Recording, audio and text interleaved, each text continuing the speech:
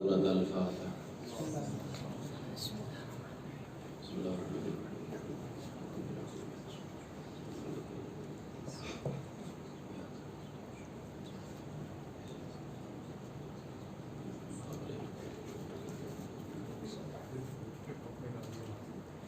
لا حول ولا قوة إلا بالله العلي العظيم۔ أعوذ بالله من الشيطان اللعين الرجيم۔ بسم الله الرحمن الرحيم۔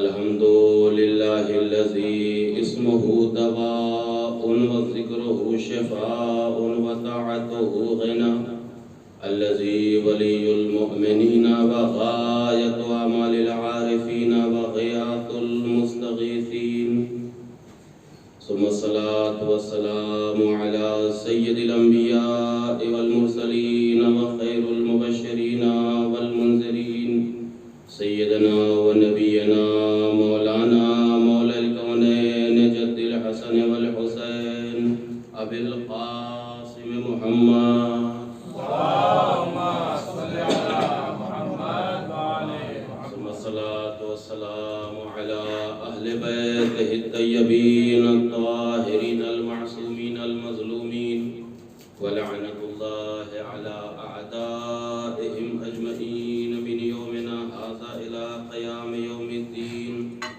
أما بعد، فقد قال الله تبارك وتعالى في القرآن الكريم: بسم الله الرحمن الرحيم. إن الله اصطفى لكم الدين فلا تموتن إلا وأنتم مسلمون. صلوات پڑھ دیجئے محمد والے محمد۔ اللهم صل على محمد وعلى محمد۔ مومنین کرام، حضرات سے التماس ہے ایک مرتبہ سورہ حمد اور تین مرتبہ سورہ اخلاص کی تلاوت فرما کر علی جناب مولانا عاشق عباس صاحب پیش امام فوجہ مسجد کی روح کو ایثار فرما۔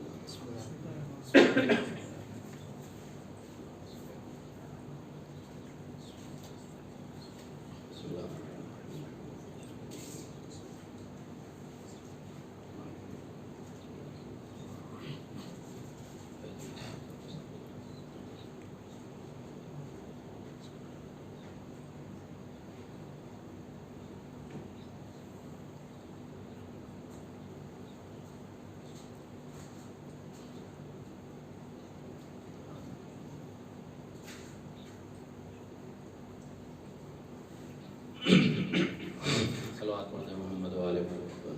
اللهم صل على محمد وعلى محمد۔ عزیزان گرامی، قدر مومنین کرام، یہ جس آیت کریمہ کی تلاوت کا شرف میں نے حضرات کے سامنے حاصل کیا، یہ سورہ مبارک بقرہ کی ایک آیت کریمہ ہے کہ جو حقیقتاً جناب ابراہیم اور جناب یعقوب جیسے مقدس اور پاکیزہ نبی کی اپنے فرزندوں کے لیے، اپنے بچوں کے لیے، اپنے اولاد کے لیے ایک وصیت ہے۔ جناب ابراہیم اور جناب یعقوب اپنے بچوں سے کہہ رہے ہیں کہ ان اللہ اصطفیٰ لکم الدین فلا تموتن الا وانتم مسلمون۔ دیکھو بچوں، خبردار ایسا نہ ہو کہ تمہیں موت آ جائے اور تم مسلم نہ مرو۔ ان اللہ اصطفیٰ لکم الدین، اللہ نے تمہارے لیے دین کو مصطفیٰ کر لیا، اللہ نے تمہارے لیے دین کو چن لیا۔ فلا تموتن الا وانتم لہ مسلمون، خبردار موت اس وقت تمہارے سامنے آئے، موت کو اس وقت تم گلے لگاؤ کہ جب تم مسلم ہو۔ اس کا مطلب یہ ہے عزیزان گرامی کہ مسلم ہو کے جینا کمال نہیں ہے، مسلم ہو کے مرنا دیندار ہو کے جینا کمال نہیں ہے، دیندار ہو کے مرنا کمال ہے۔ فلا تموتن الا وانتم لہ مسلمون، خبردار موت تمہیں نہ آئے الا وانتم لہ مسلمون، مگر یہ کہ تم اللہ کے مسلم ہو، تم دیندار بن کے اس دنیا سے جاؤ۔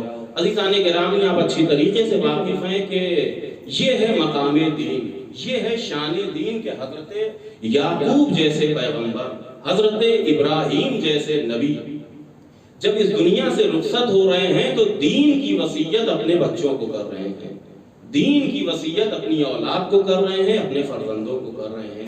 یہاں سے ہمیں سمجھ میں آتا ہے کہ یہ جو دین جیسی عظیم نعمت ہمیں عطا کی گئی ہے، اس کا مقام کیا ہے، اس کی شان کیا ہے اور اس کی اہمیت کیا ہے۔ اور اسی لیے یہیں سے میں ربط لیتا ہوں اپنے اصل موضوع کی طرف کہ آج یہ جو مجلس منعقد کی گئی ہے یہ بھی کسی ایسے ویسے شخص کے لیے نہیں، کسی ایسی ویسی ذات کے لیے نہیں، بلکہ ایسی شخصیت کے لیے یہ مجلس منعقد کی گئی ہے کہ جو عالم دین تھے، مبلغ دین اہل بیت تھے، مفسر دین اہل بیت تھے، جیسا کہ ان کے ورثہ نے اور ان کے بعد متعلقین نے بیان کیا کہ مولانا عاشق حسین صاحب یہ ممبئی خواجہ مسجد کے پیش امام تھے اور تقریباً 1939 سے لے کر 1966 تک تقریباً 27 برس تک انہوں نے خدمت دین اہل بیت کی۔ انہوں نے لوگوں کے سامنے دین کے مسائل کو پیش کیا، شریعت اہل بیت علیہ السلام کو پیش کیا، لوگوں کو قرآن، حدیث، فقہ اور اس طریقے سے علم کلام وغیرہ کی تعلیم دی، عقائد کی تعلیم دی۔ تو آج آپ دیکھیں ایک زمانہ گزر گیا، اس کے بعد یعنی تقریباً 27 برس تک انہوں نے خدمت دین انجام دی، اور پھر ان کے جو متعلقین تھے انہوں نے یہ ذکر کیا کہ 1967 سے لے کر 2019 تک ہر سال خواجہ مسجد میں ان کے جو معتقدین تھے، ان کے جو رشتہ دار تھے، ان کے جو متعلقین تھے، وہ ان کے لیے ایصال ثواب کی مجلس کیا کرتے تھے۔ یہ بھی ایک بڑا شرف ہے۔ کہاں 1965 اور کہاں 2020 چلنے لگا، تو 2019 تک ان کے ایصال ثواب کی مجلس خواجہ مسجد میں 11 ذی الحجہ کو کی جاتی تھی۔ لیکن آپ جانتے ہیں کہ آج یہ مرض کی وجہ سے، کورونا جیسے موذی بلا کی وجہ سے یہ مجلس وہاں پہ معطل کر دی گئی، اور نجف اشرف شہر امیر المومنین، مقدس مدینہ امیر المومنین میں اس مجلس کا اہتمام کیا گیا۔ یہ بھی شاید ان کے لیے شرف کی بات ہو کہ وہ مقدس جگہ ان کے لیے مجلس کی خاطر منتخب کی گئی کہ جس جگہ پر سونا بھی عبادت ہے۔ اب آپ سمجھیں، جہاں پہ سونا عبادت ہو اس جگہ پر عبادت کا عالم کیا ہوگا۔ ایک صلوات پڑھ دیں محمد والے محمد۔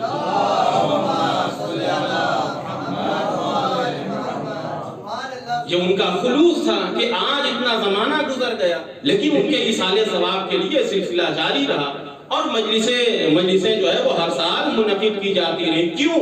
کون سا ایسا شرف تھا، کیا تھا ان کے اندر کہ آج تک ان کو لوگ یاد کر رہے ہیں؟ کہا وہ خادم دین اہل بیت تھے، خادم شریعت اہل بیت تھے، مفسر دین اہل بیت تھے۔ اس وجہ سے ان کا تذکرہ کیا گیا، اور آج تک ان کے ایصال ثواب کے لیے سلسلہ جاری و ساری رہا۔ عزیزان گرامی، آپ دیکھیں یہ جو عموماً ہم مسائل شرعیہ لوگوں کو بتاتے ہیں، آج سوشل میڈیا کا زمانہ ہے، واٹس ایپ کے ذریعے، فیس بک کے ذریعے، ٹیلی گرام کے ذریعے یا دوسرے وسائل کے ذریعے اس کو معمولی نہ سمجھا جائے۔ یقیناً ہمارے لیے یہ بہت بہترین اور بڑی سعادت کا نام ہے۔ میں ایک روایت کے ذریعے اپنے مطلب کو واضح کر دوں کہ یہ جو ہم مسائل شرعیہ لوگوں تک پہنچاتے ہیں، یا جو ہمارے علماء، ہمارے فقہاء دین کی باتیں، فقہ کی باتیں، عقائد کی باتوں سے لوگوں کو آگاہ کرتے ہیں، اس کا اجر کیا ہے، اس کی جزا کیا ہے بارگاہ اہل بیت میں، خداوند عالم کی بارگاہ میں اس کی جو ہے وہ اہمیت کیا ہے۔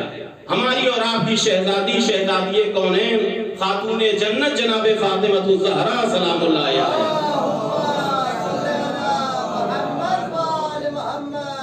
روایات میں ہے کہ جناب سیدہ طاہرہ سلام اللہ علیہا کا یہ طریقہ رہا کرتا تھا مدینے میں کہ بی بی عموماً جو خواتین مدینے کی ہوا کرتی تھیں ان کو مسائل شرعیہ سے آگاہ کیا کرتی تھیں، ان کے سامنے جو ہے وہ فقہی مسائل، عقائد کے مسائل، اخلاق کے مسائل اس طریقے سے پیش کرتی تھیں، اور دین کا تعارف ان کے سامنے پیش کیا کرتی تھی جناب سیدہ طاہرہ۔ روایات میں ہے جناب سیدہ طاہرہ سلام اللہ علیہا کے متعلق جو کتابیں عموماً کتابوں میں یہ والی روایت موجود ہے۔ ایک مرتبہ ایک خاتون جناب سیدہ سلام اللہ علیہ کی خدمت میں حاضر ہوئی اور آنے کے بعد کہتی ہے کہ بی بی میری والدہ میری ماں کافی بزرگ ہو چکی ہیں، چند ایک مسائل ان کے ہیں جو شرعی مسائل ہیں، اگر آپ ان کا جواب دے دیں تو ہم بڑے شکر گزار ہوں گے بی بی آپ کے۔ شہزادی نے کہا کہ ہاں پوچھو۔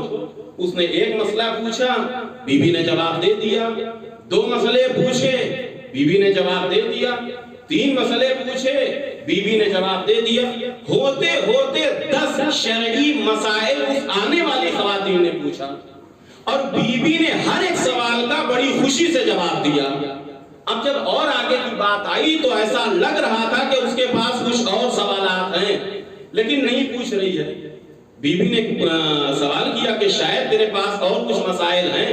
کہاں بی بی کچھ پوچھنا اور تھا لیکن اب شرمندگی ہو رہی ہے، اب خجالت ہو رہی ہے کہ آپ کو تکلیف محسوس ہوگی، میں آپ کو اگر اذیت دوں گی، میں آپ کو اگر مسائل شرعیہ پوچھوں گی تو آپ کو اذیت ہوگی، آپ کو تکلیف ہوگی۔ اس وقت جناب فاطمہ الزہرا نے فرمایا کہ یہ بتاؤ، یہ جو یہاں پر ایک معمولی سا وزن رکھا ہوا ہے، یہ جو معمولی سا وزن اور بوجھ رکھا ہوا ہے، اس کے لیے اگر کہا جائے کہ تم چھت پہ پہنچا دو اور مقابل میں تمہیں 1 لاکھ درہم دیا جائے گا، 1 لاکھ دینار دیا جائے گا۔ دینار کہتے ہیں سونے کے سکے کو، درہم کہتے ہیں چاندی کے سکے کو، آپ کو معلوم ہے۔ بی بی نے فرمایا یہ مختصر سا بوجھ ہے، وزن ہے، یہ کہا جائے کہ تم چھت پہ پہنچا دو اور اس کے مقابل میں تمہیں 1 لاکھ درہم دیا جائے گا، تو بتاؤ تمہیں خوشی ہوگی یا تکلیف ہوگی؟ اس نے کہا بی بی ہمیں خوشی ہوگی۔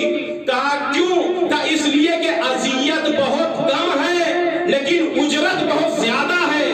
کہا یہی معاملہ احکام شریعت کو بتانے کا ہے کہ اس میں اجرت بہت زیادہ ہے، اس میں تکلیف بہت کم ہے۔ احکام شریعت اور دین کے مسائل بتانے میں یہی مسئلہ ہے کہ اس میں اذیت بہت کم ہے، محنت بہت کم ہے لیکن اس کی اجرت بہت زیادہ ہے۔ اس کے بعد اب شہزادیہ کونین نے فرمایا سنو، میں نے اپنے بابا سے سنا ہے کہ بروز قیامت جب حشر کا میدان ہوگا، تمام انسان، ہر ایک انسان جو ذی نفس ہوگا وہ سورج کی گرمی کی وجہ سے سایہ تلاش کر رہا ہوگا۔ اس وقت آواز قدرت ہوگی، آئے گی کہ کہاں ہیں علماء کہ جو اپنے علم کے ذریعے غلامان اہل بیت کو، پیروان اہل بیت کو ہدایت دیا کرتے تھے، ان کو سیدھا راستہ دکھایا کرتے تھے، ان کو مسائل شرعیہ سے آگاہ کیا کرتے تھے۔ ان کو بلاؤ تاکہ ان کے سروں کے اوپر ہم نور کا تاج رکھ دیں، توجہ کیجئے گا، تاکہ ان کے سروں کے اوپر ہم نور کا تاج رکھ دیں۔ میں کہوں گا اے مبلغ اہل بیت، اے مفسر اہل بیت، کیا مقام ہے تیرا، کیا عظمت والا سر ہے تیرا کہ بروز قیامت تیرے سر کے اوپر نور کا تاج رکھا جائے گا۔ دنیا میں تیرے سر کے اوپر شبیہ امامہ رسول رکھا گیا ہے،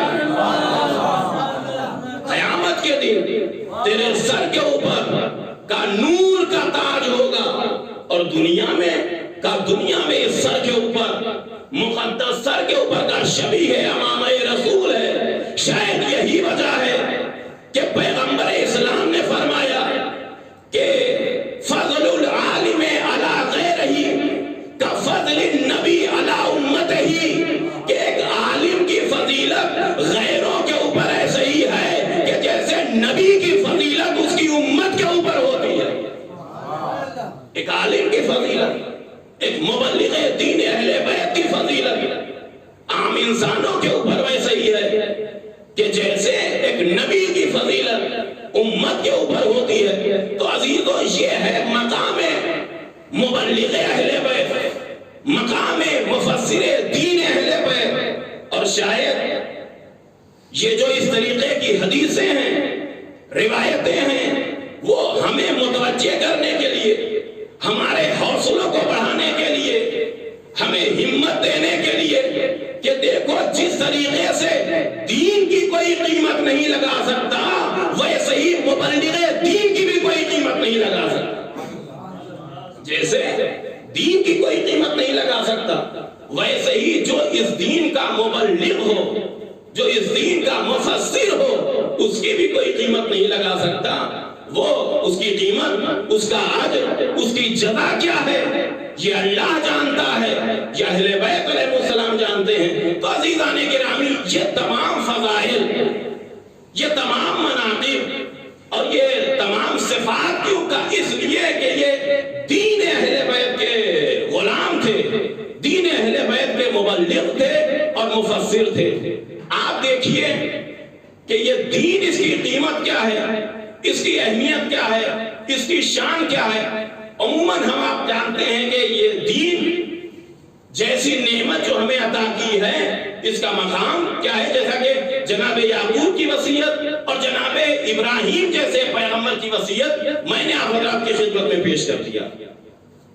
اب آپ دیکھیے کہ یہ دین کتنی زیادہ اہمیت کا حامل ہے کہ جو اس کا مبلغ بن جائے اس کی کوئی قیمت ادا نہیں کر سکتا.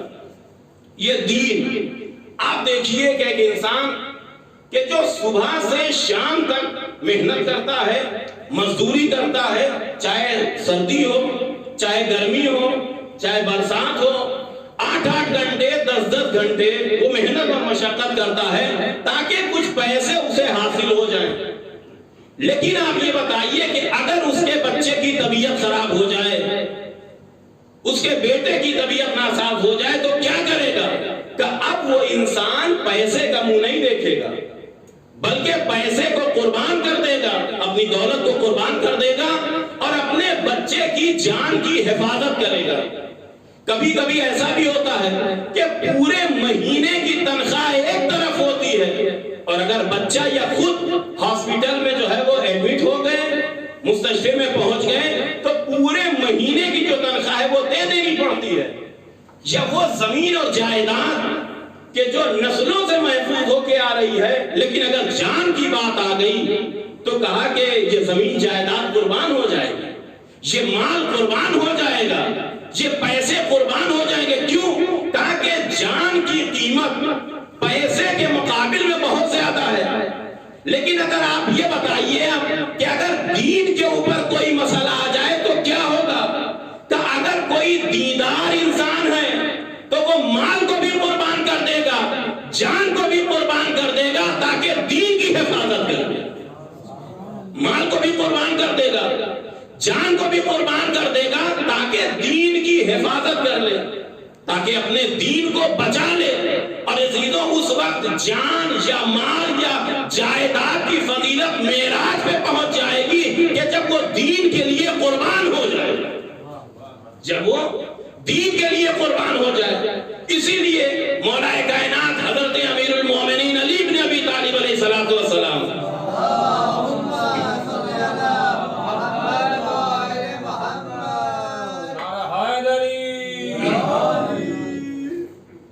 کہ سب سے زیادہ اہمیت جس چیز کی ہے وہ انسان کے دین کی ہے، سب کچھ قربان. اب اگر محفوظ کیا جائے گا تو انسان اپنے دین کو محفوظ کرے گا. مولا کائنات نے اسی لیے بیان فرمایا ان اورزا لکا بلاؤن فجعل مالکا دون دمی. اگر تمہارے اوپر کوئی بلا آ جائے، کوئی مصیبت آ جائے تو اپنے خون کو قربان کر دو، اپنی صحت، اپنی جان کو قربان کر دو اور اپنے جو ہے وہ مال کو قربان کر دو اور اپنی جان کو بچا دو. ان اورزا لکا بلاؤن فجعل مالکا دون دمی. اپنے مال کو قربان کر دو، اپنی جان کو بچا لو، اپنے خون کو بچا لو. وَإِن تَتَجَاوَزْ فَاجْعَلْ مَالَكَ وَدَمَكَ دُونَ دِينِكَ. لیکن اگر بلا اور زیادہ ہو جائے، اور زیادہ مصیبت اور امتحان بڑھ جائے تو اپنے جان کو بھی قربان کر دو، مال کو بھی قربان کر دو، صحت کو بھی قربان کر دو اور اپنے دین کو بھی بچا لو. قربان کر دو سب کچھ اور اپنے دین کو بچا لو. کیوں؟ کہ اس لیے کہ ان المسلوب من صلب دینہ والمخروب من خرب دینہ. اس لیے کہ اصل میں لوٹا ہوا انسان وہ ہے کہ جس کا دین لوٹ لیا جائے، برباد انسان وہ ہے کہ جس کا دین برباد کر دیا جائے. اس لیے کہ لوٹا ہوا انسان وہ ہے کہ جس کا دین لوٹ لیا جائے اور برباد انسان وہ ہے کہ جس کا دین برباد کر دیا جائے. لہذا سب کچھ قربان کر دیا جائے. بچایا جائے تو اپنے دین کو، بچایا جائے تو اپنی آخرت کو۔ آپ دیکھیے کہ گزشتہ تاریخیں جو ہیں یہ ہمیں تقویت دینے کے لیے ہیں کہ کبھی اگر ایسا مسئلہ آ جائے تو مال بھی قربان، اولاد بھی قربان، زمین جائیداد بھی قربان، سب کچھ قربان، اگر محفوظ کیا جائے تو صرف اور صرف اپنے دین کو، محفوظ کیا جائے تو اپنی آخرت کو۔ یہی وجہ ہے عزیزان گرامی، عدی ابن حاتم مولا کائنات کے عظیم الشان صحابی جناب عدی ابن حاتم، جب معاویہ اور امیر المومنین کے درمیان جنگ شروع ہوئی، اس زمانے میں عالم یہ ہے کہ اگر ہم سورج کی طرح روشن ہے، ظاہر ہے، تو باطل بھی کسی سے مخفی نہیں ہے، سب سمجھ رہے ہیں حق پہ کون ہے، باطل پہ کون ہے، ہدایت پہ کون ہے، گمراہی پہ کون ہے، سب کے لیے واضح ہے۔ لیکن اب مسئلہ یہ ہے کہ اگر حق کا ساتھ دیا تو جان بھی جائے گی، مال بھی جائے گا، گھر بھی برباد کیا جائے گا، سب کچھ ختم ہو جائے گا۔ لیکن اگر باطل کا ساتھ دیا تو مال بھی ملے گا، لوگوں کے سامنے جو ہے منصب بھی ملے گا، اقتدار بھی ملے گا۔ لیکن دونوں میں فرق ہے، اگر حق کا ساتھ دیا تو سب کچھ چلا جائے گا، دین بچ جائے گا، باطل کا ساتھ دیا سب کچھ مل جائے گا لیکن دین مٹ جائے گا، سب کچھ چلا جائے گا لیکن دین برباد ہو جائے گا، دین مٹ جائے گا۔ عدی ابن حاتم کہ ان کے 3 بیٹے طارف، طرفہ، طریف، کہ جن کو طرفات کے نام سے جانا جاتا تھا، جناب عدی ابن حاتم نے جب یہ معاویہ اور مولا کائنات کے درمیان جنگ شروع ہوئی تو جناب عدی ابن حاتم نے اپنے بیٹوں کو مولا کائنات کے حوالے کر دیا۔ یا یوں کہا جائے کہ فخر خلیل خدا نے، فخر جناب ابراہیم کے ساتھ اس صحابی جناب امیر المومنین نے اپنے بچوں کو ان کے حوالے کیا کہ امیر المومنین لے جائیے میرے بچوں کو، اگر میرے بچے کسی کام آ جائیں تو ان کو قربان کر دیجیے۔ اور ہوتے ہوتے ہوا بھی یہی کہ یہ تینوں بیٹے جناب عدی ابن حاتم کے مولا کائنات کے ساتھ گئے اور جنگ صفین میں شہید ہو گئے۔ عزیزو یہ معمولی بات نہیں ہے کہ 3 جوان بیٹے ہوں اور 3 کے تینوں راہ خدا میں شہید ہو جائیں۔ یہ جناب عدی ابن حاتم کا ایمان تھا، ان کا دین تھا، وہ سمجھ رہے تھے کہ اس وقت اصل دین یہی ہے کہ امام وقت کی آواز پہ لبیک کہا جائے۔ اور جناب عدی ابن حاتم نے اسے بھی محسوس کیا کہ اس سے بہتر ہمارے شرف کے لیے اور کون سا وقت ہو سکتا ہے کہ دفاع امامت کے لیے جو مجاہدین نکل رہے ہیں ان کے خون میں ہمارا بھی معمولی سا خون مل جائے گا، قیامت تک کے لیے ہم سرفراز ہو جائیں گے، قیامت تک کے لیے ہم سرفراز ہو جائیں گے۔ لہذا جناب عدی ابن حاتم نے تحفظ دین کی خاطر، اہمیت دین کی خاطر اپنے تینوں بچوں کو روانہ کیا اور یہ تینوں بیٹے شہید کر دیے گئے، اللہ کی بارگاہ میں رکاب امام میں شہید کر دیے گئے۔ اب ہوتے ہوتے وہ وقت آیا کہ جب یہ جناب عدی ابن حاتم شہادت مولا کائنات کا بھی وقت گزر گیا، یہ تینوں بچے بھی شہید ہو گئے اور جناب عدی ابن حاتم شام پہنچے، کسی کام سے معاویہ کے دربار میں بھی گئے۔ معاویہ نے جب عدی ابن حاتم کو دیکھا تو کہا کہ عدی تمہارے طرفات کا کیا ہوا؟ ایک طریقے کا اس نے تنقید کیا اور جناب عدی ابن حاتم کے اس مومن دل کو تکلیف دینا چاہیے کہ عدی تمہارے طرفات کا کیا ہوا؟ تعریف طریف طرفہ، کہا کہ اللہ کی بارگاہ میں شہید ہو گئے۔ ایسے خوش ہو کے جواب دیا کہ جیسے لگ رہا تھا کہ انہوں نے، ان کے بچوں نے موت کو گلے نہیں لگایا بلکہ انہوں نے زندگی کا لباس پہن لیا۔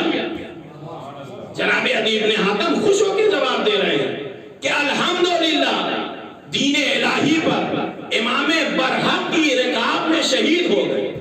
اب پھر معاویہ کہتا ہے کہ عدی لیکن تم نے غور کیا کہ علی نے تمہارے ساتھ انصاف نہیں کیا، کہ علی کے دونوں بیٹے حسن و حسین زندہ ہیں اور علی نے تمہارے بچوں کو شہید کروایا، علی نے تمہارے بچوں کو مروا دیا۔ پھر جناب عدی بن حاتم پلٹ کر جواب دیتے ہیں کہ خبردار، یہ کبھی نہ کہنا کہ علی نے میرے ساتھ انصاف نہیں کیا، خدا کی قسم میں نے علی کے ساتھ انصاف نہیں کیا کہ علی کے سر پہ ضربت لگی، علی بارگاہ خدا میں پہنچ گئے، عدی بن حاتم ابھی بھی زندہ ہے۔ خبردار یہ نہ کہنا کہ میرے مولا نے، میرے آقا نے میرے ساتھ انصاف نہیں کیا، میں نے اپنے آقا کے ساتھ انصاف نہیں کیا، کہ وہ وقت آ گیا کہ میرے آقا کے سر پہ ضربت لگی، میرا مولا اس دنیا سے رخصت ہو گیا اور میں ابھی بھی زندہ ہوں۔ اس کے بعد معاویہ کا جو طریقہ تھا کہ جب بھی کوئی علی بن ابی طالب کا عاشق آتا تھا، چاہنے والا آتا تھا، تو یہ معاویہ آخر میں سب کو شتم کرتا تھا۔ عدی ابن حاتم سب کچھ تو قربان کروا چکے ہیں، اولاد، اپنے جگر کے خون کو شہید کروا چکے، اب کیا بچا؟ لیکن جیسے ہی معاویہ نے شان امیر المومنین میں گستاخی کرنے کی کوشش کی، ایک مرتبہ پھر جناب عدی بن حاتم کہتے ہیں کہ معاویہ خاموش ہو جا، چاہے میرے سر و تن میں جدائی ہو جائے، چاہے یہ سکرات موت میرے سر پہ سایہ فکن ہو جائے، میں یہ تو برداشت کر سکتا ہوں، لیکن اپنے آقا کی شان میں گستاخی برداشت نہیں کر سکتا۔ اور اس کے بعد جناب عدی بن حاتم نے معاویہ کو بھی اس کی حقیقت کا آئینہ دکھایا، اور اس طریقے سے جناب عدی بن حاتم نے معاویہ کو جواب دیا کہ معاویہ کو خاموش ہو جانا پڑا، معاویہ کو اپنی زبان روک لینا پڑی۔ عزیزان گرامی، یہ جو جناب عدی بن حاتم جواب دے رہے تھے، یہ کوئی معمولی مرحلہ نہیں تھا، بلکہ یہ بہترین جہاد تھا۔ میں یوں ہی نہیں کہہ رہا ہوں، بلکہ امیر المومنین نے فرمایا کہ کلمۃ حق عند سلطان الجائر افضل الجہاد، افضل الجہاد کلمۃ حق عند سلطان الجائر، کہ ظالم اور جابر بادشاہ کے سامنے کلمہ جہاد کا ظاہر کرنا یہ بہترین جہاد کا نام ہے۔ افضل الجہاد کلمۃ حق عند سلطان الجائر، ظالم اور جابر بادشاہ کے سامنے کلمہ حق کو پیش کرنا یہ بہترین جہاد کا نام ہے۔ تو عزیزان گرامی، آپ نے دیکھا کہ ادھر عدی ابن حاتم نے بھی جہاد کیا، ادھر عدی کے بیٹوں نے بھی جہاد کیا۔ عدی ابن حاتم نے جو ہے وہ زبان کے ذریعے جہاد کیا، عدی ابن حاتم کے بیٹوں نے تلوار کے ذریعے جہاد کیا۔ دوسرا بڑا فرق یہ، بس ایک یہ فرق ہے کہ عدی ابن حاتم کے بیٹوں نے جو جہاد کیا وہ میدان میں جہاد کیا، لیکن عدی ابن حاتم نے جو جہاد کیا وہ ظالم کے خلاف دربار میں جہاد کیا۔ عدی ابن حاتم نے جو جہاد کیا وہ معاویہ کے خلاف دربار میں جہاد کیا۔ ایک صلوات پڑھ دے محمد والے محمد پر۔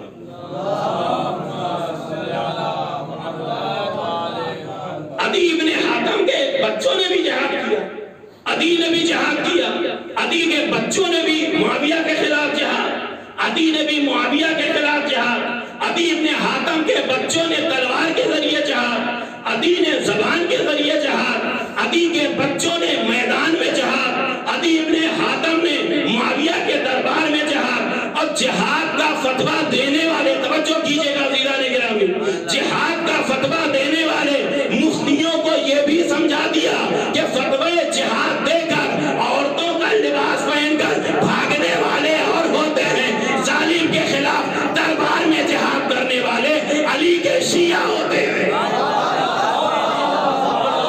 فتوی جہاد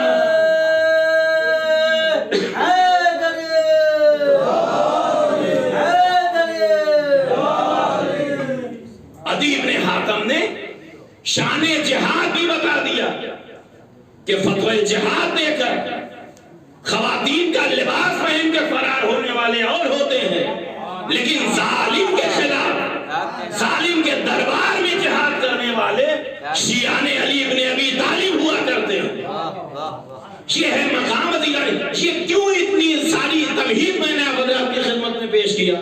یہ مولائے کائنات کے غلام عدی ابن حاتم نے بتایا کہ تمام چیزوں کو قربان کر دو، بچانا ہے تو اپنے دین کو بچاؤ، بچانا ہے تو اپنی آخرت کو بچاؤ.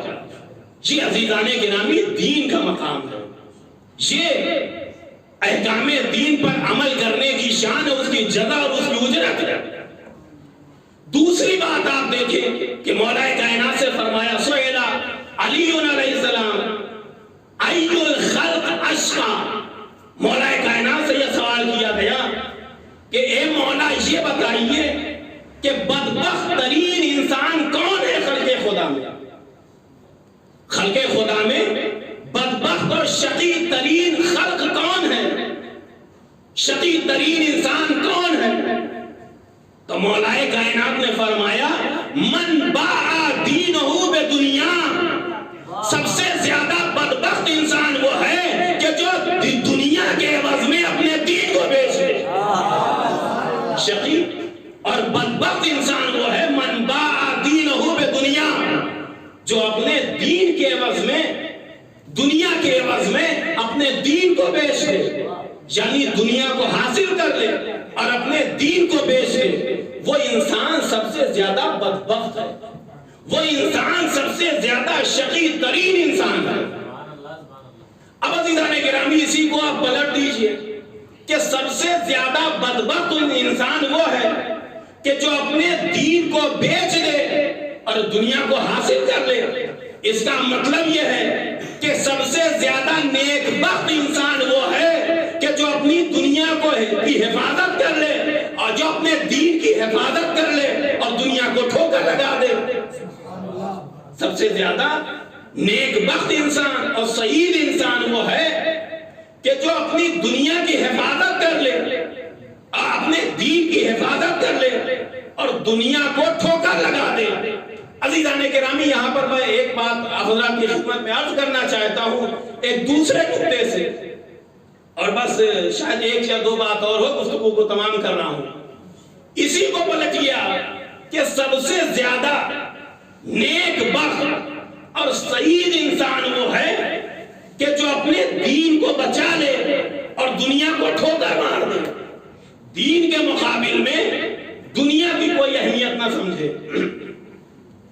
آپ دیکھیے جناب بہلول دانا، بہلول کون ہے؟ ہمارے یہاں جب جناب بہلول کا تذکرہ ہوتا ہے عزیزان گرامی تو یا لطیفہ سنانے کے لیے یا ہنسنے اور ہنسانے کے لیے.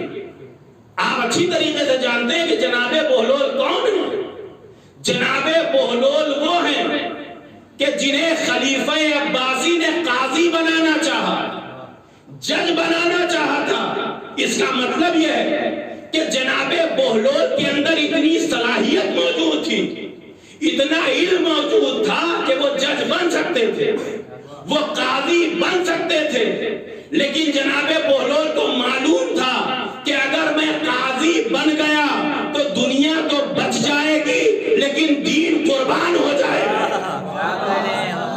جناب بہلول کو معلوم تھا کہ اگر میں قاضی بن گیا، جج بن گیا تو میرا دین قربان ہو جائے گا، دنیا تو بچ جائے گی. لہذا جناب بہلول نے اتنے بڑے فقیہ ہونے کے باوجود، اتنی بڑی علمی شخصیت ہونے کے باوجود اپنے دین کی حفاظت کے لیے جناب بہلول دانا نے جنون اور دیوانگی اختیار کیا.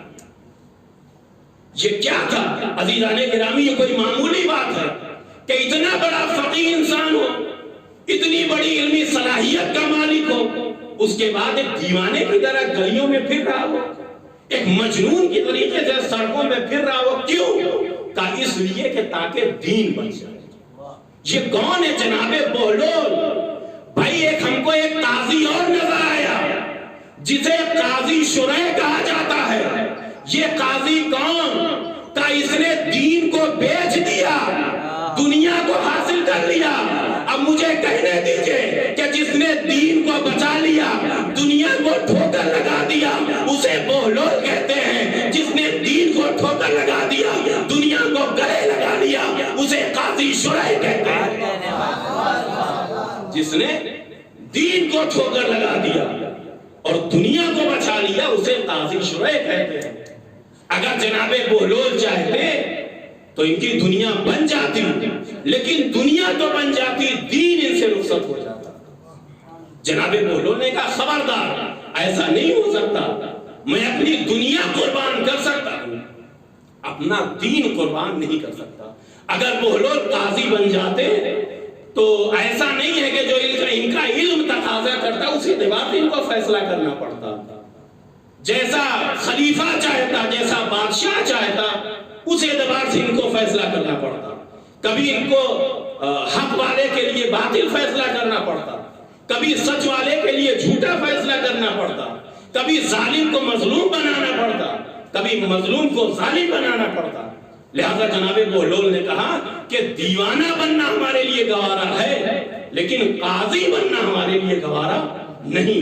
یہی تو وجہ ہے کہ جب جناب بہلول دانا دیوانگی کی زندگی گزار رہے ہیں اور ہوتے ہوتے ایک مرتبہ خلیفہ وقت کے دربار سے ایک کھانے کا تش جناب بہلول کے لیے پیش کیا گیا اور وہ غلام لے کے آیا کھانا جناب بہلول کے سامنے کہ بہلول یہ کھانا لے لو، تمہارے لیے بھیجا گیا یہ شاہی کھانا ہے۔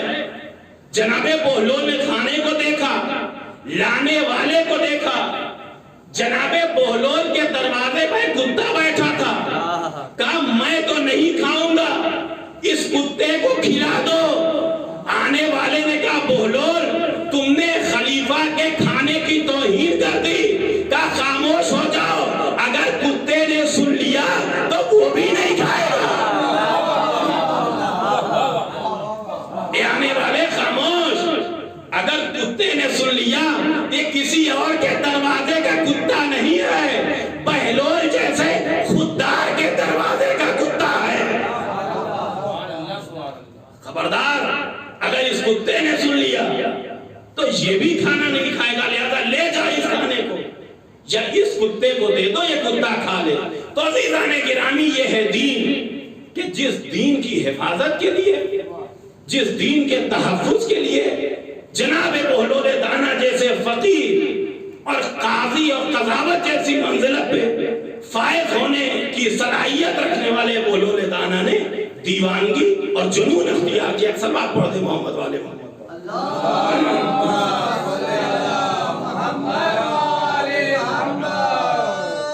عزیزان گرامی یہ ہے مقام دین کا اور یہ ہے شان دین کی۔ چونکہ درمیان میں ایک بات کہی گئی تھی کہ ذرا سا تربیت کے عنوان سے بھی دو ایک باتیں پیش کر دیجئے گا، میرا مقصد بیان بالکل تمام ہو چکا تھا، لیکن بس ایک بات اب حضرات کی خدمت میں عرض کر دوں کہ تربیت کے لیے عزیزان گرامی آپ جانتے ہیں کہ جب تربیت کی بات آتی ہے، تربیت اولاد کی، تو لوگ یہی سمجھتے ہیں کہ تربیت اولاد یعنی وہی اللہ ایک، پنجتن 5، امام 12، معصوم 14۔ نہیں عزیزان، آج کا جو زمانہ ہے خصوصی طور پہ جوانوں کے لیے آپ دیکھیے تو 5ویں امام نے بیان فرمایا کہ اپنے جوانوں کی حفاظت کرو، کہیں ایسا نہ ہو کہ یہ غلات اور یہ مفسدین تمہارے جوانوں کے عقیدے کے اوپر قبضہ کر لیں اور تمہارا جوان گمراہ ہو جائے۔ لہذا اپنے جوانوں کی حفاظت کرو۔ ماں باپ کے لیے لازم اور ضروری ہے کہ اپنے جوانوں کی حفاظت کریں، کہاں بیٹھ رہے ہیں، کس کے ساتھ رہ رہے ہیں، ان کا دوستانہ کس کے ساتھ ہے۔ آپ دیکھیے آج یہ جو زمانہ ہے سوشل میڈیا کا خصوصی طور پہ زمانہ، کس قدر جو ہے وہ نوجوانوں کے ذہنوں کو مقید کیا جا رہا ہے۔ یہ دین سے دوری کا ایک خاص نہج اور طریقہ نکالا گیا کہ علماء سے جوانوں کو اور بچوں کو دور کیا جائے۔ آپ دیکھیے کہ اگر کوئی انسان علماء دین سے دور ہوگا تو وہ خود بخود دین سے دور ہوتا چلا جائے گا۔ اس لیے ظاہر سی بات ہے کہ جب جو صاحبان علم ہیں، صاحبان علم دین ہیں، اگر ان کی باتوں کو نہیں سنے گا تو پھر دین کی باتوں کو نہیں سنے گا، اور دین کی باتوں کو نہیں سنے گا تو ظاہر سی بات ہے کہ وہ دین کے قریب نہیں آ پائے گا۔ جب دین کے قریب نہیں آ پائے گا تو وہ دیدار نہیں بن پائے گا۔ اس طریقے سے آج ہمارے ہاں جو مختلف قسم کے شبہات ہوتے ہیں، خصوصاً علماء فقہاء اور مراجع کے لیے یہ ایک شبہ ہے کہ بھائی ہم تو امام معصوم کی تقلید کرتے ہیں، تقلید کرنے کا فائدہ کیا ہے؟ غیر معصوم جو ہوتا ہے اس کی تقلید کرنا صحیح نہیں ہے۔ کب کسی معصوم نے کسی غیر معصوم کو فتویٰ دینے کا حکم دیا ہے؟ اس کے متعلق میری ایک مکمل ابھی الحمدللہ ایک گفتگو چل رہی ہے، میں اس کو پیش کرنا چاہتا تھا لیکن میں اپنی گفتگو کو یہیں پر تمام کر دینا چاہتا ہوں۔ تو عزیزان گرامی، سب سے زیادہ جو اہمیت کی حامل ہے اس زمانے میں وہ ہمارے نوجوانوں کی تربیت، اور نوجوانوں کی تربیت جس طریقے سے بچوں کی تربیت میں ماں کا خصوصی کردار ہوتا ہے، ایسے ہی نوجوانوں کی تربیت میں بھی ماں کا کردار ہوتا ہے، باپ کا کردار ہوتا ہے، خواتین کا کردار ہوتا ہے۔ اگر یہ خواتین چاہیں تو ان کی نسلیں جنت تک پہنچ سکتی ہیں، اگر یہی خواتین چاہیں تو ان کی نسلیں برباد ہو سکتی ہیں اور قیامت تک کے لیے ان کی نسلوں پر پھٹکار ہو جائے۔ آپ دیکھیے، اس کے پہلے میں نے حضرات کی خدمت میں بیان کیا تھا کہ جب ابن زیاد کوفے میں آیا اور کوفے میں آنے کے بعد اس نے یہ اعلان کیا کہ دیکھو خبردار، اگر کسی نے مسلم ابن عقیل سفیر حسین کو پناہ دی تو یقین جان لینا اگر جوان ہوں گے تو جوانوں کا سر جدا کیا جائے گا، اگر مریض ہوں گے تو مریضوں کو بھی نہیں چھوڑا جائے گا، انہیں بھی قتل کیا جائے گا، اگر بوڑھے ہوں گے تو بوڑھوں کو بھی سکے کے بھی سر و تن میں جدائی کی جائے گی، کوئی نہیں ہوگا تو اس کے گھر کو برباد کر دیا جائے گا، اس کے گھر کو اجاڑ دیا جائے گا۔ عزیزوں، جب ابن زیاد کا یہ اعلان شروع ہوا تو وہ بعض ایسے مرد کہ جو اپنے گھر سے نصرت جناب مسلم کے لیے نکلنا چاہتے تھے، ان کو ان کی خواتین نے روکا، کبھی اپنے بچوں کا چہرہ دکھایا کہ اگر تم چلے جاؤ گے تو ان بچوں کا کیا ہوگا، کبھی اپنا چہرہ دکھایا کہ اگر تم چلے جاؤ گے تو یہ بتاؤ کہ میں بیوہ ہو جاؤں گی، میرا سہارا کون بنے گا، کبھی ان جوانوں کے ماں باپ کی طرف متوجہ کیا کہ اگر تم چلے جاؤ گے تو تمہارے ماں باپ کا دیکھنے والا کون ہوگا۔ ہوتے ہوتے وہ وقت بھی آیا کہ جو بعض نوجوان جانے والے تھے نصرت جناب مسلم کے لیے، ان کے بھی قدموں میں اس طریقے سے محبت اور الفت کی بیڑی ڈال دی گئی اور انہوں نے بھی نصرت جناب مسلم سے اپنا دروازہ بند کر دیا۔ ہوتے ہوتے وہ وقت آیا کہ سفیر جناب مسلم کوفے کی گلیوں میں تنہا رہ گئے، کوفے کی گلیوں میں اکیلے رہ گئے۔ ایک یہ کوفے کی خواتین کا کردار، دوسرا ہمیں کربلا میں بھی خواتین کا کردار نظر آتا ہے۔ کربلا میں وہ ساری خواتین جو موجود تھیں، ان کا کردار بے مثال کردار ہے، ان کی سیرت بے نظیر کی سیرت ہے۔ لیکن آج میں ایک ایسی خاتون کا کردار آپ حضرات کی خدمت میں پیش کرنا چاہتا ہوں کہ وہ خاتون بنی ہاشم کی خواتین میں سے نہیں تھی، وہ معظمہ بنی ہاشم کی معظمہ میں سے نہیں تھی۔ جب امام حسین کا قافلہ مکے سے نکل کے کربلا کی طرف جانے لگا تو ایک جگہ کے اوپر سید الشہداء کا قافلہ رکا، وہیں پر ایک چھوٹا سا قافلہ اور روکا گیا کہ جس قافلے میں صرف اور صرف 3 افراد تھے، ایک جناب وہب تھے، ایک جناب وہب کی والدہ تھی اور ایک جناب وہب کی زوجہ تھی۔ جب یہ قافلہ رکا تو ایک مرتبہ چونکہ جناب وہب عیسائی تھے، جناب وہب کی والدہ نے کہا، اے میرے لال وہب، یہ جو قافلہ ہمارے سامنے رکا ہے، آخر یہ اس قافلے کے اوپر کون سا ایسا وقت آ گیا کہ یہ گرمی کا زمانہ، یہ لو کا زمانہ اور یہ تپتے ہوئے سورج کا زمانہ ہے، آخر انہوں نے اپنا وطن کیوں چھوڑ دیا؟ ان کے ساتھ بچے بھی ہیں، ان کے ساتھ خواتین بھی ہیں، ان کے ساتھ بوڑھے بھی ہیں، آخر یہ لوگ کہاں جا رہے ہیں؟ کون سے لوگ یہ؟ جناب وہب کی والدہ نے جناب وہب کو بھیجا، جناب وہب آئے، پوچھا کہ اے اہل ایمان آپ لوگ کون ہیں؟ کہاں تک آپ لوگ کے جانے کا ارادہ ہے؟ تو ایک مرتبہ کہنے والوں نے کہا اے بھائی یہ جو اس قافلے کے سردار ہیں یہ رسول مسلمانوں کے رسول پیغمبر اسلام حضرت محمد مصطفیٰ کے نواسے ہیں، یہ ان کی بیٹی کے فرزند جناب امام حسین ہیں جو جناب فاطمہ الزہرا کے لال ہیں۔ کہا یہ بتاؤ ان کا کہاں جانے کا ارادہ ہے؟ کہا ابھی تو ظاہراً ان کی کوئی منزل نہیں ہے، ان کے ساتھ میں چھوٹے چھوٹے بچے ہیں، ان کے ساتھ میں خواتین ہیں، ان کے ساتھ میں بچے ہیں۔ بھائی یہ سمجھو کہ جیسے جیسے ان کا قدم بڑھ رہا ہے ویسے ویسے یہ موت کی آغوش کی طرف بڑھتے چلے جا رہے ہیں۔ عزادارو جیسے ہی جناب وہب نے یہ سنا دوڑتے ہوئے اپنی ماں کے قریب آئے، کہا اے اماں قیامت ہو گئی۔ کہا بیٹا کیا ہو گیا؟ کہا اے اماں یہ جو قافلہ ہے کہ کسی اور کا قافلہ نہیں ہے، یہ مسلمانوں کے نبی حضرت محمد مصطفیٰ کے نواسے کا قافلہ ہے۔ اے اماں یہ حسین ابن علی کا قافلہ ہے، مسلمانوں نے اس حسین کو مدینے میں نہیں رہنے دیا، اے اماں اس حسین کو مدینے سے نکال دیا گیا۔ اپنے بچوں کے ساتھ یہ حسین موت کی طرف بڑھ رہے ہیں۔ عزادارو اس مومنہ نے کہا اے میرے لال وہب جا کے حسین ابن علی سے کہہ دو کہ اے آقا اے فرزند رسول ہم آپ کو تنہا نہیں چھوڑ سکتے، ایسا کیسے ہو سکتا ہے کہ ہم آپ کو اکیلا چھوڑ دیں، ہم اپنے وطن چلے جائیں، ہم آپ کی نصرت کریں گے، ہم آپ کی مدد کریں گے۔ عزادارو یہ چھوٹا سا قافلہ جا کے قافلہ حسینی سے منسلک ہو گیا۔ وہب کی زوجہ نے بھی کلمہ پڑھا، وہب کی بیوی نے بھی کلمہ پڑھا اور وہب نے بھی کلمہ پڑھا۔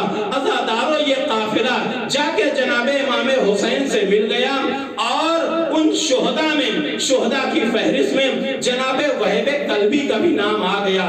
یہ قافلہ جب کربلا پہنچ گیا اور کربلا میں پہنچنے کے بعد 2 محرم کے بعد 10ویں محرم تک جتنی بھی مصیبتیں جتنی بھی اذیتیں تمام شہدائے کربلا اور اسرائے کربلا کے اوپر پڑی، تمام مصیبتوں میں یہ چھوٹا سا قافلہ برابر کا حصے دار رہا۔ عزادارو جب 10ویں محرم آئی تو ایک مرتبہ جناب وہب کی والدہ نے جناب وہب کو بلایا، اے میرے لال وہب دیکھو میں تمہیں وصیت و نصیحت کرتی ہوں، آج قربانی کا دن ہے، میں نے شب عاشور سنا ہے کہ بنی ہاشم کی ایک ایک بیوی ایک ایک خاتون اپنے بچوں کو بلا کر یہ ان کو جو ہے وہ ان کو تقویت دے رہی تھی، ان کے جذبات کو ابھار رہی تھی کہ جب 10ویں محرم آئے گی تو تمہیں اپنی جان کو قربان کر دینا پڑے گا۔ اے میرے لال وہب دیکھو کہیں ایسا نہ ہو کہ نبی کے نواسے یا نبی کے خانوادے سے کوئی ایک بچہ تم سے پہلے شہید ہو جائے۔ اے میرے لال وہب میں تم سے اس وقت تک راضی نہیں ہو سکتی کہ جب تک تم اپنے سر و تن میں جدائی کر دو۔ جاؤ میرے لال وہب سب سے پہلے سید الشہداء سے اجازت لے لو۔ جناب وہب کلبی اپنی ماں کی وصیت اور نصیحت اور حکم کے بعد ایک مرتبہ سید الشہداء کی بارگاہ میں آئے اور آنے کے بعد کہتے ہیں اے فرزند رسول میری ماں نے کہا ہے کہ میں تمہیں اے وہب میں تمہیں سر و تن میں جدا دیکھنا چاہتی ہوں، میں تمہیں زندہ نہیں دیکھنا چاہتی، اس لیے کہ آج قربانی کا دن ہے۔ جیسے ہی سید الشہداء نے جناب وہب کلبی کہ جن کی عمر 25 برس کی تھی، جیسے ہی امام حسین نے جناب وہب کلبی کی زبان سے شہادت کی یہ تمنا دیکھی، وہب کو کلیجے سے لگا لیا، ہائے یہ جوانی اور یہ موت کی تمنا، ہائے یہ شباب اور موت کی خواہش۔ میں کہوں گا اے پیغمبر امام حسین اے سید الشہداء جناب وہب کلبی نے جب موت کی تمنا کی آپ برداشت نہیں کر پا رہے ہیں، ابھی جب تھوڑی دیر کے بعد آپ کا کڑیل جوان علی اکبر موت کی تمنا کرے گا، رخصت آخر کے لیے آئے گا، اے مولا کیسے برداشت کیجئے گا؟ اللہ اکبر۔ عزادارو اجازت تو دینا تھی، ہوتے ہوتے وہ وقت آیا کہ جب جناب وہب کلبی ایک مرتبہ میدان کی طرف گئے، جنگ کرنا شروع کیا اور 18 سے زیادہ ظالمین کو واصل جہنم کرنے کے بعد لہو لہان ہو کر اپنی ماں کی خدمت میں آئے اور آنے کے بعد کہتے ہیں ارحل رضیتی انی یا امان، اے میری مادر گرامی کیا مجھ سے آپ راضی ہو گئی؟ اب تو دیکھیے میں خاک و خون میں نہا کے آیا ہوں۔ جناب وہب کلبی کی ماں نے کہا اے میرے لال میں اس وقت تک تجھ سے راضی نہیں ہو سکتی کہ جب تک تیرے سر و تن میں جدائی نہ دیکھ لوں۔ اللہ اکبر، یہ کربلا کی ماؤں میں سے ایک ماں کا کردار ہے، کربلا کے فرما بردار بیٹوں میں سے یہ ایک بیٹے کا کردار ہے۔ عزادارو ہوتے ہوتے وہ وقت آیا کہ جب جناب وہب کلبی نے کہا اے مادر گرامی اگر آپ یہ چاہتی ہیں کہ آپ کا بیٹا وقت کے امام کے اوپر قربان ہو جائے تو اے مادر گرامی میں بھی زندہ نہیں رہنا چاہتا۔ عزادارو جناب وہب کلبی ہیں، ایک مرتبہ خیمے سے باہر نکلنا چاہتے ہیں کہ چند روز کی جو ہے بیاہی ہوئی دلہن بھی دروازے پہ کھڑی تھی۔ جناب وہب کلبی کا دامن تھام لیا اور تھامنے کے بعد کہتی ہیں اے میرے والی و وارث میں آپ کو شہادت کے درجے سے نہیں روکتی، لیکن اے میرے والی و وارث ذرا امام کی خدمت میں چلیے، میں امام کی خدمت میں چند ایک میں آپ سے عہد لینا چاہتی ہوں۔ کہا اے زوجہ تو کیا عہد لینا چاہتی ہے؟ چل امام کی بارگاہ میں امام کے سامنے تیرا جو بھی عہد ہوگا اسے قبول کر لوں گا۔ عزادارو یہ زوجہ و شوہر سید الشہداء کی بارگاہ میں آئے، امام حسین کے سامنے اس زوجہ نے کہا اے سید الشہداء، اے فرزند رسول میں اپنے شوہر کو آپ کے اوپر فدا ہونے سے منع نہیں کرتی، لیکن اے فرزند رسول میرے شوہر سے کہہ دیجئے کہ شہادت کے بعد انہیں جنت مل جائے گی، لیکن ایک بات کا یہ وعدہ کر لیں کہ جب تک مجھے نہ دیں گے اس وقت تک اپنا قدم جنت میں نہیں رکھیں گے۔ اور دوسرا عہد آپ سے ہے۔ کہا اے بی بی عہد کیا ہے؟ کہا اے فرزند رسول عہد یہ ہے کہ کوئی بھی زوجہ ہو اس کی عزت اور اس کی حرمت کا سب سے بڑا پاسبان اس کا شوہر ہوتا ہے، لیکن اے فرزند رسول میرا شوہر تو جا رہا ہے لیکن یہ جو بیویاں ہیں ان کی کنیزی میں مجھے قبول کر لیجئے تاکہ میرا پردہ بچ جائے، میری حرمت بچ جائے، میری عزت بچ جائے۔ ارے امام کی آنکھوں سے اشک جاری ہو گئے۔ میں تو سمجھتا ہوں شاید امام نے کہا ہوگا اے زوجہ وہب، ارے کیا تو یہ سمجھ رہی ہے کہ یہ جو نبی کی نواسیاں ہیں، یہ جو نبی کی بیٹیاں ہیں، ارے ان کا پردہ سلامت رہے گا، ان کی حرمت سلامت رہے گی۔ ارے ایسا نہیں ہے، ادھر حسین کے سر و تن میں جدائی ہوگی، ادھر شمر ہوگا، نوکے نیزہ ہوگا، کبھی زینب کی چادر چھینی جائے گی، کبھی ام کلثوم کی چادر چھینی جائے گی، کبھی تماچا ہوگا، کبھی تازیانہ ہوگا، کبھی کوفے اور شام کا بازار ہوگا۔ حاضہی سبایا من بنات رسول اللہ، اے تماشائیو آؤ تماشا ہو۔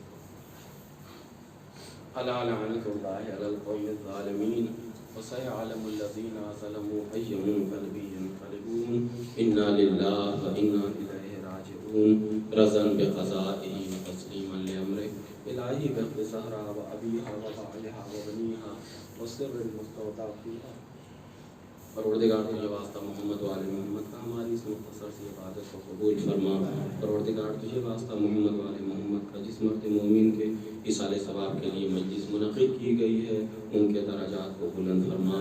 پروردگار تجھے واسطہ محمد و آل محمد کا خصوصاً جناب سید سجاد کا واسطہ ان دنوں کافی طلاب کرام مریض ہیں، ان کو صحت سلامتی عطا فرما، ان کو شفا عطا فرما، جو محفوظ ہیں ان کی مزید حفاظت فرما۔ پروردگار تجھے واسطہ محمد و آل محمد کا ہم کو زیادہ سے زیادہ اعمال صالحہ کرنے کی توفیق عطا فرما۔ ہمارے جو بھی مرحومین اس دنیا سے رخصت ہو چکے ہیں ان کے درجات میں بلندی فرما۔